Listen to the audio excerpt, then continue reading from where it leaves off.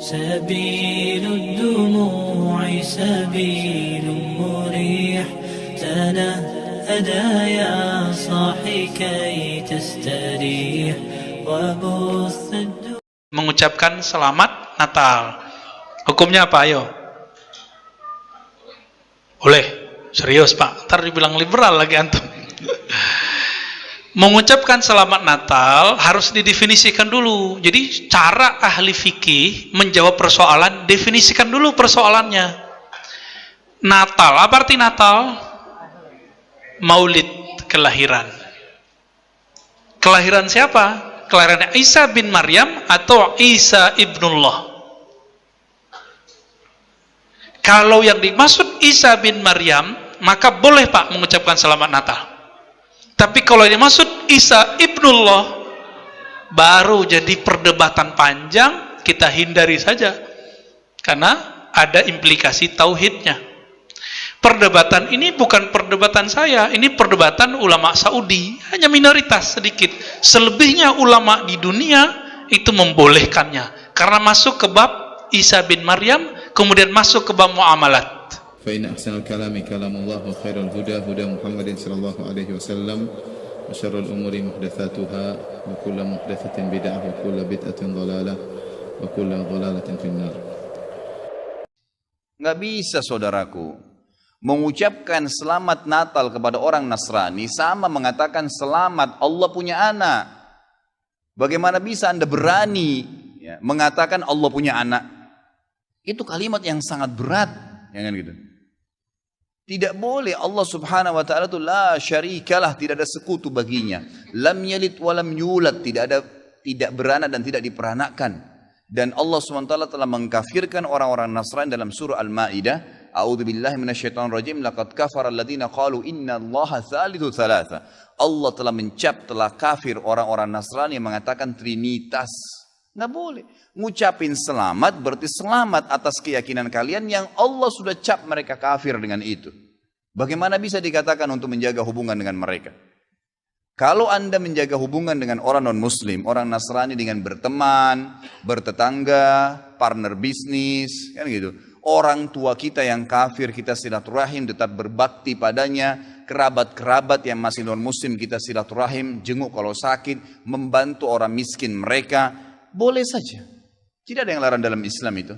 Tapi jangan sama sekali berhubungan dengan masalah keyakinan dan ibadah mereka. Nggak boleh memang dalam masalah ibadah. Allah mengatakan, ini tadi subhanallah saya pikir antum sudah tahu nih. Ya, makanya saya ulangin lagi sebab turunnya surah Al-Kafirun. Al-Mughirah telah datang kepada Nabi SAW mengatakan, wahai Muhammad, Mekah kita bagi dua saja. Sehari buat kamu, sehari buat kami. Kata Nabi SAW, saya belum faham, coba jelaskan lagi. Kata dia, sehari Muhammad, kau dukung ibadah kami. Kau ucapkan selamat buat kami. Kau ikutin ajaran-ajaran agama kami. Sehari lagi besok kami ikutin agamamu, kami ucapkan selamat untukmu. Kami dukung ibadahmu. Apa jawaban Nabi SAW? Sehari-sehari. Biar adil. Kata Nabi SAW, tidak boleh. Kata dia, wahai Muhammad, sehari buat kami. Dukung kami, ucapkan selamat buat kami, ikutin ritual kami. Seminggu buat kamu. Kata Nabi SAW, tidak boleh. Muhammad, sehari buat kami, sebulan buat kamu. Tidak boleh. Sehari Muhammad buat kami, setahun buat kamu. Tidak boleh, kata Nabi SAW. Terakhir, hai Muhammad, sehari buat kami, seumur hidup buat kamu. Sehari kamu ikutin kami, dukung ritual kami, selamat buat kami. Kalau pakai akal sehat, kalau pakai akal manusia, bukan akal sehat, akal manusia saja secara biasa, kan gitu. Kita pikir, oh lebih baik sehari kita ikutin orang kafir, dukung saja, ucapin selamat sama dia, selesai.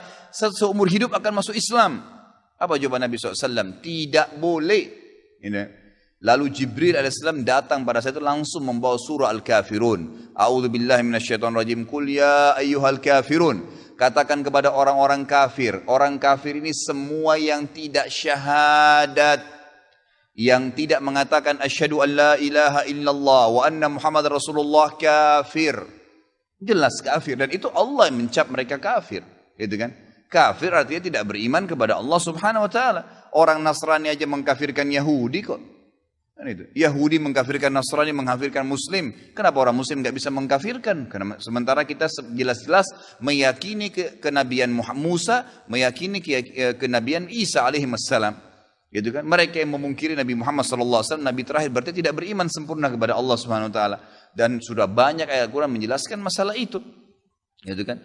Kata Allah Subhanahu Wa Taala, ya, Qul ya ayyuhal kafirun, la a'budu ma ta'budun. Semua Yahudi, Nasrani, Majusi, penyembah api, penyembah gunung, penyembah pohon, penyembah apa saja, semua selain yang tidak syahadat ini, saya tidak ikut-ikutan acara ritual kalian, tidak akan ucapin selamat buat kalian, tidak akan pakai atribut-atribut kalian, dan kalian juga tidak usah repot-repot ikutin agama saya, nggak usah. Kita nggak butuh Nasrani. Saya tanya, pada saat sholat Idul Fitri, ada orang Nasrani ikut-ikutan? Idul Adha, gitu kan? Mereka berurus dengan agamanya sendiri. Kenapa orang Muslim pusing dengan acara ritualnya orang lain? Diulangi lagi. Ya, setelah dikatakan kalian tidak usah ikut-ikutan, saya tidak usah ikut-ikutan juga, diulangi lagi. Wala antum ma'budun ma'bud, wala ana 'abidum ma'abadtum, wala antum ma'budun. 2 kali diulangi.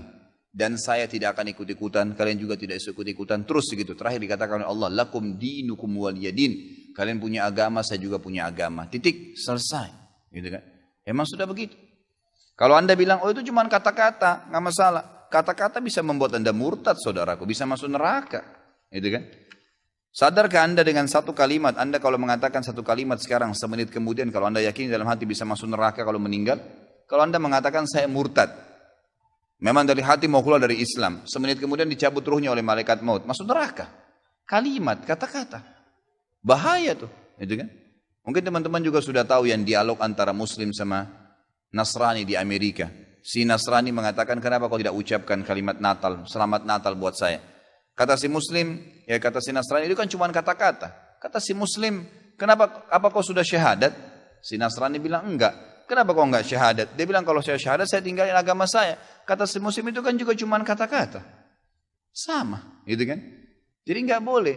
Tapi hal-hal yang ditoleransikan dalam agama silahkan. Tadi saya bilang berteman, bertetangga, silahkan. Tapi jangan dukung masalah ibadahnya. Nggak boleh. Sampai pernah ditanya kepada Syekh Bimbas, apa hukumnya orang-orang, mohon maaf ini teman-teman kita, semoga Allah berikan hidayah yang belum tahu, yang menjadi security menjaga gereja misalnya. Atau orang-orang yang menjadi tukang parkirnya karena lagi banyak mobil. Halalkah pendapatannya? Bolehkah itu? Fatwa ulama tidak boleh.